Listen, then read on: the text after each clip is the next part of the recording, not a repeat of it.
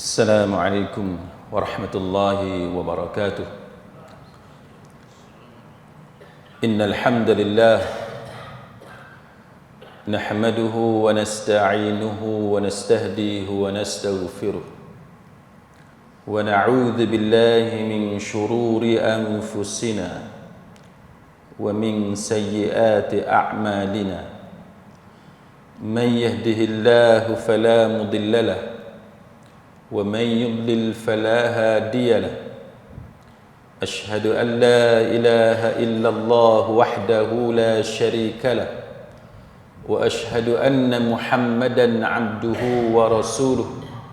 اللهم صل وسلم على محمد وعلى آله وصحبه والتابعين بإحسان إلى يوم الدين. أما بعد. Rabbi syarah li sadri, wahai Tuhanku, lapangkanlah dadaku ini. Wa yassir li amri, dan permudahkanlah urusanku. Wahlul 'uqdatam min lisani, dan uraikanlah kekeluhan lidahku. Yafqahu qawli, supaya mereka memahami kata-kataku ini. Rabbi zidni ilma, wahai Tuhanku, tambahkanlah ilmu kepadaku. Allahumma faqihna fid din, ya Allah, kurniakan kepada kami kefahaman tentang agama. Wa 'allimna ta'wil, dan ajarkanlah kepada kami ilmu ta'wil. Wahdinas siratal mustaqim, dan tunjukkan kepada kami jalan Engkau, jalan yang lurus. Amin ya rabbal alamin. Saudara-saudari, sahabat, sahabiah, muslimin, muslimat, mudah-mudahan kita semua pada pagi ini mendapat rahmat, berkat, maghfirah, keampunan akan dosa-dosa kita semua itu diampunkan oleh Allah Subhanahu wa taala. Kuliah subuh kita pada pagi ini kita akan menggunakan kitab Ad-Da' wad-Dawa'. Dan kitab Ad-Da' wad-Dawa' yang disusun oleh Imam Ibn Qayyim Al-Jauziyah rahimahullahu ta'ala. Apa dia kitab Ad-Da' wad-Dawa'? Kitab Ad-Da' wad-Dawa' ni tuan-tuan, kalau bahasa Melayunya kita kata Ad-Da' tu penyakit. Itu bahasa mudahlah kan. Kita nak membicarakan tentang penyakit. Penyakit ni, fokus kitab ni lebih kepada penyucian jiwa. Kita panggil tazkiyatun nufus, ataupun ada setengah-setengah istilah dia disebut sebagai tasawuf. Kita nak perbaiki akhlak kita, penyakit-penyakit hati kita dan seumpamanya. Dan dawa, macam mana ubat dia, kaedah rawatan, itu antara yang kita akan bicarakan. Macam mana musibah yang datang kepada kita, kan kita nak minta dengan Allah supaya terhindar daripada bala bencana, musibah, benda-benda buruk daripada berlaku ke atas kita. Itu ringkas kepada tajuk kitab kita ni, Ad-Da' wad-Dawa', membicarakan tentang pelbagai penyakit hati yang memudaratkan, yang membahayakan kita, dan bagaimana kaedah rawatan ataupun pengubatannya. Kalau tuan-tuan ada kitab ni, tuan-tuan boleh tengok kat bawah tu, iaitu pentahqiq dia adalah Syekh Ali Hasan bin Ali Al-Halabi Al-Athari. Baik, tahqiq maknanya ada orang cek balik kitab ni. Kan, ada orang cek balik kitab ni, hadis-hadis semua dia tulis dekat footnote, nota kaki di bawah tu, hadis tu sahih ke, dhaif ke, hadis tu ada masalah apa ke, maudhu' ke apa ke, itu peranan pentahqiq kan. Dia nilai balik, betulkan balik. Jadi penting tuan-tuan sekalian, sebab kitab ni bukan kita nak kata ulama dulu tak pandai, tidak, tapi setiap manusia dia ada kesilapan, kekurangan kan, benda-benda yang kadang-kadang overlook. Kadang-kadang bukan sebab penulis, tapi sebab pencetak dan sebagainya. Jadi penting kan kita ada pihak yang menilai semula, yang memeriksa dan sebagainya. Baik, siapa dia pentahqiq ini? Kan, pentahqiq ini ialah Syekh Ali Hasan bin Ali Al-Halabi Al-Athari. Siapa dia? Dia antara murid kanan, antara murid yang terkemuka kepada Syekh Muhammad Nasiruddin Al-Albani rahimahullahu taala. Ni kita kata tokoh-tokoh hadis contemporary. Jadi bagus kalau kita belajar kitab ni, sebab dia ditulis oleh Imam Ibn Qayyim Al-Jauziyah rahimahullahu taala. Ibn Qayyim ni tuan-tuan, masa saya mengaji di universiti ataupun untuk siapa yang belajar syariah di universiti mana-mana pun, biasanya memang antara ulama yang banyak dirujuk khususnya dalam bab undang-undang dan syariah adalah tulisan-tulisan Imam Ibn Qayyim Al-Jauziyah rahimahullahu taala. Ulama yang hebat. Jadi penting kita mengambil manfaat daripada ilmu yang dia garap, kan, yang dia tuliskan, yang dia rekodkan, supaya kita dapat pelajari sesuatu demi mendapat keredaan Allah Subhanahu wa taala. Baik, sebagai permulaan pada pagi ini sidang hadirin mukminin, saya akan baca muqaddimah yang ditulis oleh pentahqiq, kan, iaitu Syekh Ali Hasan bin Ali Al-Halabi Al-Athari. Baik, apa kata dia? Dia kata segala puji bagi Allah Subhanahu wa taala, selawat dan salam semoga selalu tercurah kepada hamba-Nya sekaligus nabi-Nya beserta keluarga, para sahabat dan utusan-utusannya. Memang adab kita mulakan dengan memuji Allah Subhanahu wa taala, dan yang keduanya kita berdoa selawat dan salam ke atas junjungan besar Nabi kita Muhammad sallallahu alaihi wasallam. Kalau tuan-tuan perasan, antara beberapa kaedah kita bila kita berselawat dan juga kita mengucapkan syahadah, biasanya tuan-tuan akan perasan bila sampai dekat nama Nabi kita tu, selain daripada disebut Habibina wa Syafi'ina ataupun disebut Sayyidina dan sebagainya, biasanya ada perkataan hamba, kan, abduhu, hamba kepada Allah Subhanahu wa taala. Pasal apa tuan-tuan? Sebab agama Islam dia unik, kan, dia unik dan dia berbeza dengan agama lain. Kita ada identiti kita sendiri, dan antara identiti kita yang kita kena jaga ialah kita kena jadikan Nabi kita itu, walaupun kita muliakan dia, kita besarkan dia, kita hormat dia sungguh-sungguh dan kita ikut semua ajaran dia, tapi kita tetap mengekalkan status Nabi kita sebagai hamba kepada Allah Subhanahu wa taala.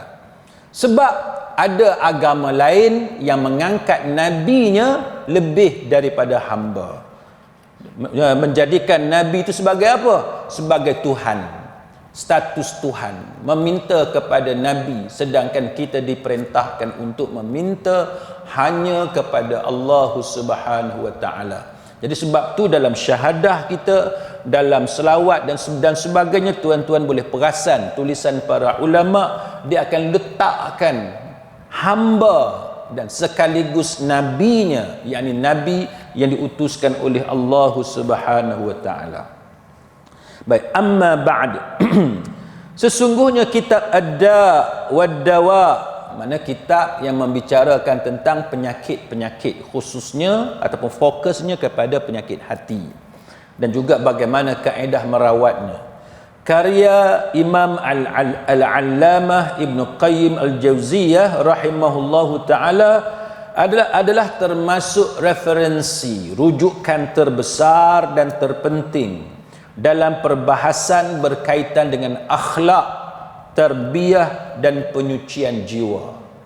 Kita nak mengaji bab akhlak, kita nak perbetulkan akhlak kita nak didik diri kita, yang Nabi kata addabani rabbi fa ahsana ta'dibi, kan, addabani rabbi, Tuhan aku memperelokkan adab aku. Menceritakan penting tentang adab. Kita orang Islam, bab adab, bab akhlak kena jaga. Peribadi kita, syakhsiyah kita mesti menggambarkan agama kita, kan. Jadi Nabi kata, adabani rabbi fa ahsana ta'dibi. Allah Ta'ala memperelokkan, mencantikkan kan adab kepada Nabi kita Muhammad sallallahu alaihi wasallam. Baik. Lalu dia kata apa? Pentahqiq kita ni dia kata, terkadang anda melihatnya berbicara tentang doa. Dia kata kadang-kadang kita akan lihat bagaimana Imam Ibn Qayyim berbicara tentang doa, tentang kepentingan doa, sebesar mana keperluan manusia kepada doa, serta apa kaitan doa dengan takdir daripada Allah Subhanahu wa taala. Jadi pentahqiq kitab kita ni dia kata bahawa ada ketikanya bila bercakap tentang masalah penyakit, musibah, problem yang kita alami, Imam Ibn Qayyim dia akan berbicara tentang doa sebagai jalan penyelesaian. Dia akan berbicara tentang pentingnya doa dan kenapa kita sangat perlu kepada doa, berdoa kepada Allah Subhanahu wa taala dalam keadaan jiwa kita tidak tenteram, kan? Dalam keadaan kita ni ada macam-macam problem, maka beberapa solusi dicadangkan oleh Imam Ibn Qayyim Al-Jauziyah rahimahullahu ta'ala. Baik, ada seorang ulama contemporary nama dia Syekh Profesor Dr. Sa'ad Al-Khazlan. Dia tulis apa tuan-tuan? Syekh Profesor Dr. Sa'ad Al-Khazlan dia kata, idza aradta, dia kata kalau kamu nak kalau kamu nak kenal, kan, kalau kamu nak tahu orang tu soleh ke tak soleh, kita nak tahu orang tu baik ke tak baik, dia ni orang yang soleh ke tidak, maka Syekh Said Al-Khazlan dia kata, kamu lihatlah ketika dia berurusan hal-hal keuangan dengan kamu. Nak tahu orang tu soleh ke tak soleh, dia punya parameter dia, kan, dawabit dia salah satunya ialah tengok macam mana kita berurusan dalam bab-bab duit dengan dia. Kalau dalam bab duit dia curang, dia khianat, dia satu orang yang tak boleh dipercayai, maka itu menunjukkan bahawa dia bukan orang yang betul-betul soleh. Kadang-kadang kita tengok orang tu baik, tapi dalam bab duit ni dia tak boleh percaya. Maka orang yang macam tu dia belum mencapai tahap kesalehan yang sebenar. Ada satu masjid di belah Lembah Kelang, AJK dia telefon saya, dia kata dia orang dapat tangkap, kan, dapat tangkap salah seorang daripada AJK masjid. Dia punya SOP dia apa, kalau duit tabung tu kena ada 2 orang, kan, untuk mengelak sebarang masalah kena ada 2 orang. Jadi apa yang berlaku tuan-tuan, dia orang tengok melalui CCTV ni, salah seorang AJK ni dia ambil tabung tu seorang-seorang dia. Jadi dia orang pun confront dengan AJK ni. Bila confront dengan AJK ni mengaku dia dah ambil dalam 4,000 5,000, dia dah ambil duit. Jadi pihak masjid hubungi saya, minta nasihat perundangan. Jadi adalah benda yang kita bincang, antara benda yang saya tanya kepada AJK yang in charge, kenapa tidak laporkan kepada polis, kan? Dia orang kata masalah dia kalau report kepada polis nanti kena tangkap, didakwa di mahkamah, lepas tu masuk penjara. Bila masuk penjara, keluarga dia pula jadi asnaf. Keluarga jadi asnaf, jadi susah. Isteri dia, anak dia. Jadi pihak masjid nak kena tolong pula. Kan? Nak kena tolong isteri dia, nak kena tolong anak-anak dia. Jadi masalah. Jadi dia orang bincang, mesyuarat, hasil keputusan mesyuarat, benda tu diamkan, tapi ambil tindakannya ialah minta dia berundur diri, bagi alasan benda lain. Kemudian duit bayar secara ansuran. Sebab apa? Sebab ada beberapa pertimbangan yang perlu kita ambil kira dalam mengurus masalah-masalah macam ni. Jadi ini contoh tuan-tuan sekalian, macam mana kita nak jadi orang baik kalau kita dalam bab duit ni tak boleh dipercayai. Kita nak ukur diri kita sejauh mana kita baik ataupun tidak. Kita tengok kita ni orang boleh percaya tak dalam bab duit. Kalau dalam bab duit orang tak boleh percaya, maka kita jangan duk rasa kita baik. Nak tahu kita baik ataupun tidak, antara, bukan the only one tak, tapi di antara cara kita nak kenal kita ni baik ataupun tidak, kita tengok cara kita dalam menguruskan hal-hal keuangan.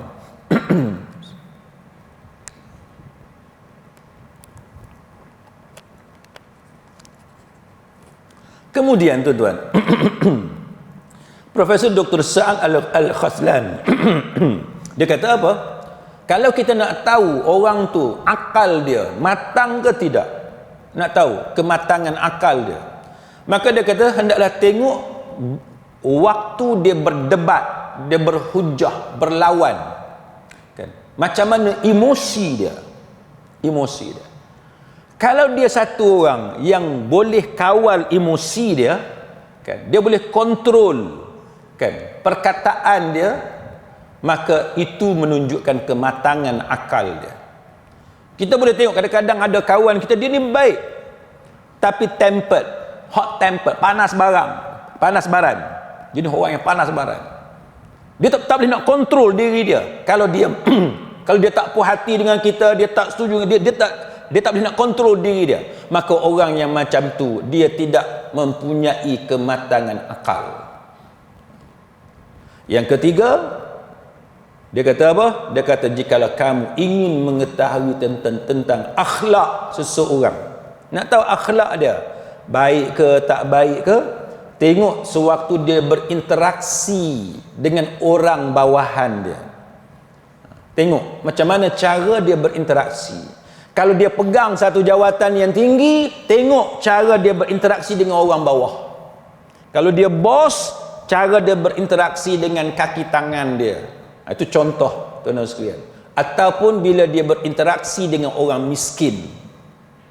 Kadang-kadang orang ni tuan-tuan, bila dia jawatan tinggi, dia kaya dan sebagainya, dia cakap tu nampak sangat dia pandang lekeh kepada orang miskin. Maka siapa-siapa yang ada perangai yang macam ni, sebab jawatan dia tinggi, dia satu orang yang kaya, maka bila dia berbicara dengan orang yang tak ada pangkat, orang yang jobless, orang yang miskin, maka itu menggambarkan akhlak dia akhlak yang buruk. Ini bukan sunnah yang diajarkan oleh Nabi sallallahu alaihi wasallam. Kita ni tuan-tuan diuji oleh Allah Ta'ala dengan pelbagai cara. Kita nak jadi orang baik, Allah Ta'ala uji kita. Allah Ta'ala uji kita melalui isteri kita. Allah Ta'ala uji kita melalui anak kita. Allah Ta'ala uji kita melalui pengemis jalanan. Allah Ta'ala uji kita dengan orang yang datang minta tolong dengan kita. Macam-macam cara Allah Ta'ala uji kita. So, kita mesti make sure bahawa segala ujian ini kita dapat lepasi dengan cemerlang. Itu yang disebut oleh Profesor Dr. Sa'ad Al-Khazlan, tuan-tuan sekalian, antara parameters, kan, dawabit kita nak tahu kita ni soleh ke, matang ke, ataupun akhlak kita bagaimana. Ini antara cara dia, tuan-tuan. Baik. Kemudian kita sambung apa yang disebut oleh pentahqiq kitab kita ni dalam muqaddimah dia. Kemudian dia kata apa? Syekh Ali Hasan bin Ali Al-Halabi Al-Athari, dia kata terkadang anda akan melihat Imam Ibn Qayyim membicarakan tentang maksiat. Ada masa dia cerita pasal maksiat, cerita pasal masalah manusia, nak cerita pasal dilema yang dihadapi oleh manusia. Maka Imam Ibn Qayyim dia cerita macam mana maksiat, kesan dia, implikasi dia, apa yang akan berlaku kepada kita bila kita buat maksiat. Dia akan membicarakan tentang dosa, tentang bahaya dosa, dan dia membahaskannya dengan panjang lebar. Benda yang berlaku kepada kita tuan-tuan, dia ada kaitan secara langsung dan tidak langsung, berkaitan dengan maksiat dan dosa yang kita lakukan. Jadi ini antara perkara yang di-highlightkan oleh Al-Imam Ibn Qayyim Al-Jawziyah rahimahullahu ta'ala. Contohnya tuan-tuan sekalian, kita nak tunjukkan bagaimana para ulama dia tunjuk kepada kita berkenaan dengan kesan-kesan maksiat kepada manusia. Kenapa maksiat ni dia bagi kesan? Jadi sebahagian ulama mereka mengatakan bahawa maksiat ni dia bagi kesan kepada dunia kita dan dia bagi kesan kepada akhirat kita. Macam mana dia bagi kesan kepada dunia kita? Dan sedangkan banyak orang, ramai orang, dia tidak tahu bahawa dia bagi kesan yang buruk kepada dunia kita. Salah satu daripadanya, dia menjejaskan rezeki kita. Bila kita buat dosa, kita tak cerita akhirat lagi tuan-tuan. Kita belum cerita pasal akhirat, kita cerita pasal dunia. Dosa ni dia akan menjejaskan rezeki kita. Rezeki ni siapa yang bagi? Allah Subhanahu wa taala. Bukan sahaja rezeki, dia menyebabkan kegelisahan jiwa kita. Jiwa kita tidak tenang. Kita boleh tengok ada orang, dia ada isteri yang cantik, tapi itu tidak menenangkan, menghiburkan dia. Kita boleh tengok ada orang yang kaya raya, tapi tuan-tuan boleh baca dalam berita macam mana krisis rumah tangga yang berlaku kepada mereka itu sangat dahsyat. Ada yang sampai isteri kena tangkap sebab disyaki bunuh suami dia. Ada yang sampai isteri kena tangkap disyaki berpakat dengan anak-anak dia untuk bunuh suami dia. Macam-macam cerita yang berlaku dalam rumah tangga orang yang kita tengok mereka sangat kaya nak banding dengan kita. Rumah mereka jauh lebih besar daripada kita, pangkat mereka jauh lebih tinggi daripada kita, tapi mereka mengalami krisis rumah tangga yang kita pun alhamdulillah kita tak ada pun masalah tu. Sebab tu Imam Ibn Qayyim bila dia cerita pasal musibah, problem yang melanda manusia, maka dia kaitkan dengan dosa-dosa yang manusia lakukan. Jadi bila kita buat dosa, maka dia akan memberi kegelisahan kepada jiwa kita. Lepas tu hubungan sama-sama kita jadi tak elok. Hubungan kita dengan isteri kita, dengan anak kita, dengan kawan, dengan masyarakat dan sebagainya jadi tidak harmoni. Kan? Macam-macam masalah. Benda yang patut jadi senang jadi susah. Dosa juga menyebabkan tubuh kita jadi lemah dan merosakkan hati kita. Dosa akan menyebabkan kita malas untuk beribadat.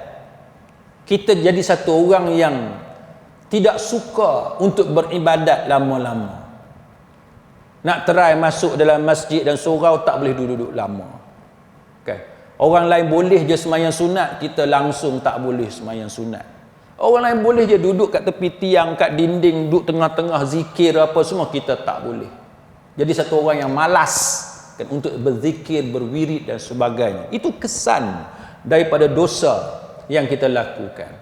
Selain daripada itu, menghilangkan keberkatan pada usia kita. Umur kita ni tuan-tuan, dia ada berkat ataupun tidak berkat. Sebahagian ulama kata maksudnya ialah memanjangkan usia.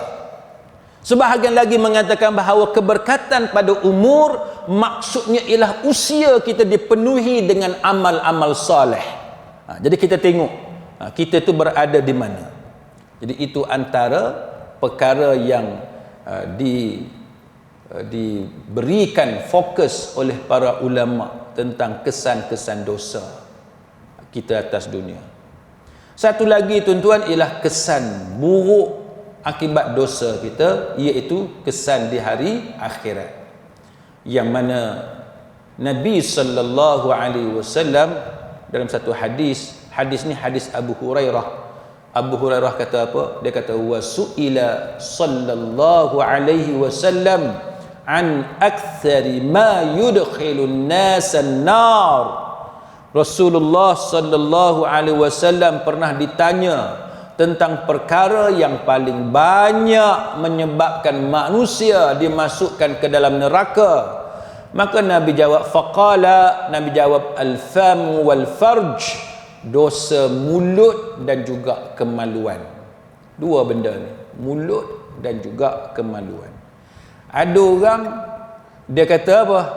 Dia kata, ustaz saya ni walaupun mulut saya jahat tapi saya baik. Ada orang lagu tu. Saya duk dengar orang lagu ni tu saya pening. Macam mana hang ni baik tapi mulut jahat? Dia boleh kata saya ustaz jangan kecil hati dengan saya ni mulut je jahat, dia kata. Kan? Mulut ni boleh tahan tuan-tuan kalau berkawan dengan orang lagu ni. Dia bam dia bagi kita apa semua lebih kurang. Lepas tu dia kata saya ni sebenarnya baik, dia kata. Tak boleh tuan-tuan. Dia mulut dengan diri kita, hati kita dia kena selari. Dia kena selari. Kalau mulut kita jahat, itu menggambarkan kita tu ada problem.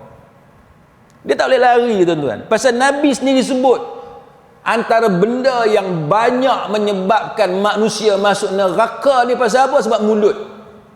Tuan-tuan tahu bila mulut kita jahat, kita mengguris perasaan kawan kita berapa ramai.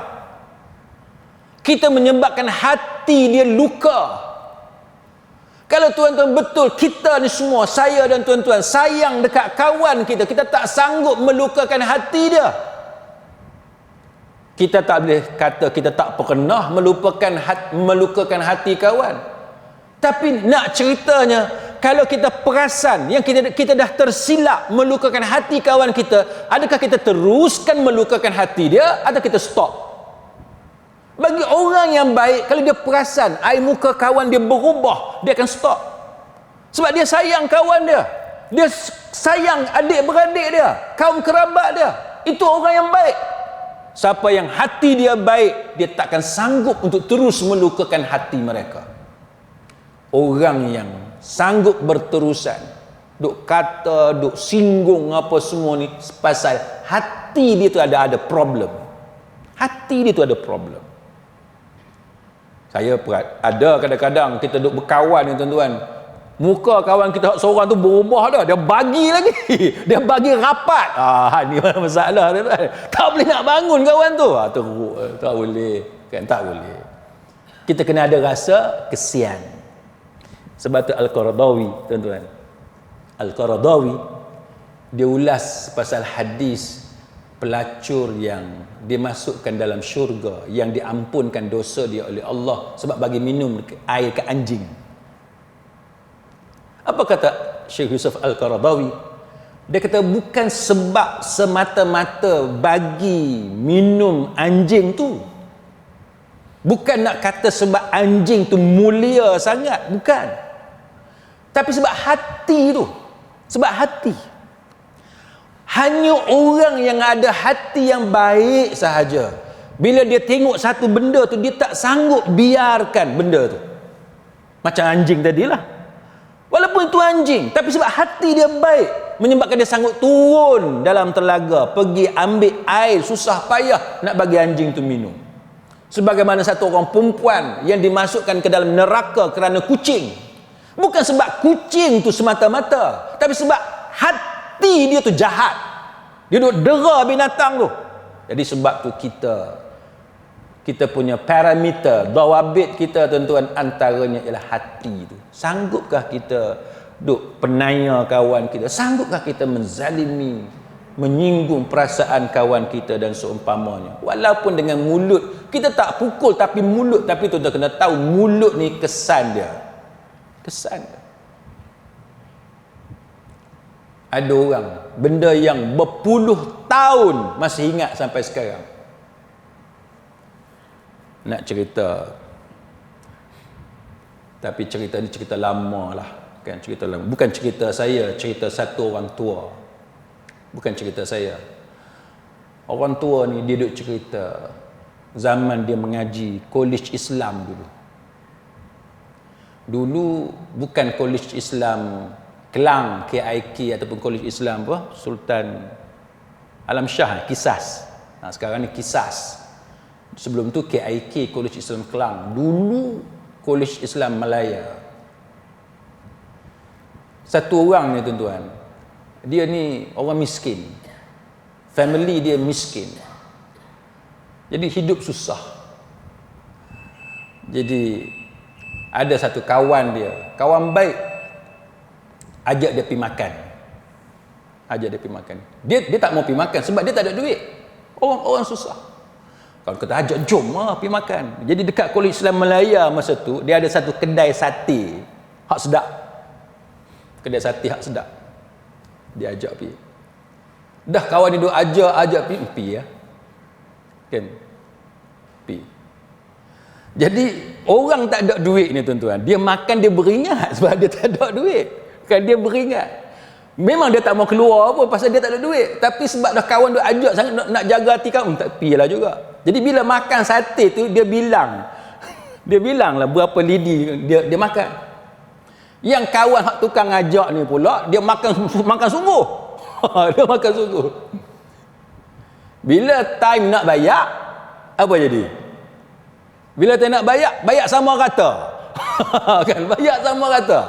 Yang kawan ni tuan-tuan, orang hak miskin ni, dia punya kecil hati tu sampai sekarang. Dia punya kecil hati sampai sekarang. Dia kata aku bukan nak keluar pergi makan pasal aku tak ada duit. Tapi kawan tu duk ajak pilah dia kata. Tapi bila pi kena bayar sama rata. Dia tak puas hati yang tu tuan-tuan. Sebab tu kita ni benda-benda lagu tu kadang-kadang bagi kita benda kecil bagi kita. Tapi bagi orang yang tak ada duit, yang menderita, yang susah, bab duit ni benda yang sangat sensitif.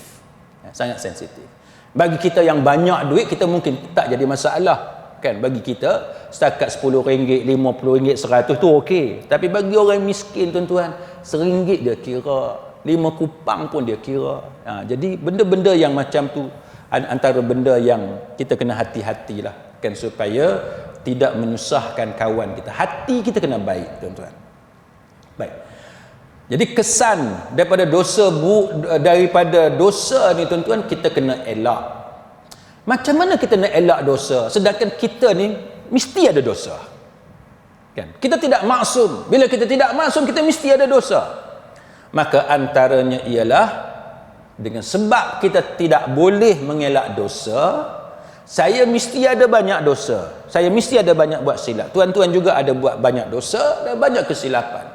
Maka antara jalan keluar kepada kita yang ada banyak dosa ini ialah memperbanyakkan taubat dan istighfar kepada Allah. Kita memang ada dosa. Tuan-tuan tak boleh kata saya tak ada dosa. Tak boleh. Kita semua ada dosa. Maka macam mana kita nak jadi orang baik? Iaitu memperbanyakkan taubat dan istighfar. Sehingga Nabi kata kullu bani Adam khata'. Nabi kata setiap manusia ni, keturunan Adam, manusia ni dia banyak dosa. Khata' plural. Khata' makna banyak dosa. Kita semua ni, saya, tuan-tuan semua ni banyak dosa. Setiap manusia ni banyak dosa. Wa khairul khata'in at-tawwabun. Sebaik-baik orang yang banyak dosa ialah yang sering kali bertaubat kepada Allah Subhanahu wa taala. Hadis ni di sisi Al-Hakim dia kata isnad hadis ni sahih. Jadi bila sebaik-baik orang yang banyak dosa, mana sebaik-baik manusia lah. Kan? Sebab manusia ni memang banyak dosa. Maka sebaik-baik manusia ialah orang yang memperbanyakkan taubat dia kepada Allah Subhanahu wa taala. Baik. Satu. Yang kedua, macam mana kita nak mengelak daripada kesan dosa ni tuan-tuan? Yang kedua, kita kena faham makna istighfar. Makna istighfar tu kita kena faham. Baik. Istighfar, apa maksud istighfar? Istighfar ialah kita minta dengan Allah maghfirah. Maghfirah apa dia? Keampunan. Kita minta Allah Ta'ala ampun dosa kita. Apa makna keampunan? Maghfirah. Maksudnya ialah kita mengelak daripada buruknya dosa dan kita mengelak, kita minta dengan Allah supaya dosa kita Allah Ta'ala tutup.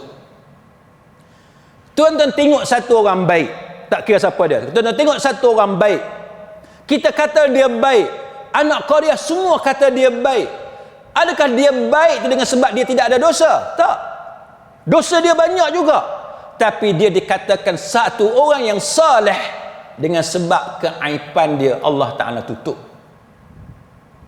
Sama macam kita orang kata kita baik, katalah orang kata kita baik, bukan sebab kita tak ada dosa, kita pun banyak dosa, tapi orang kata kita baik sebab aib kita itu disembunyikan oleh Allah. Itu yang dipanggil maghfirah, keampunan. Masa kita kecil-kecil dulu, kita banyak buat silap. Tuan-tuan perasan tak? Masa kita buat silap tu, mak kita, dia tak pukul kita, dia tak marah kita, dia buat tak tahu. Sedangkan kita nakal juga, kita buat silap. Ayah kita pun sama, ada masa dia tak pukul kita, dia tak marah pun, dia buat tak tahu je.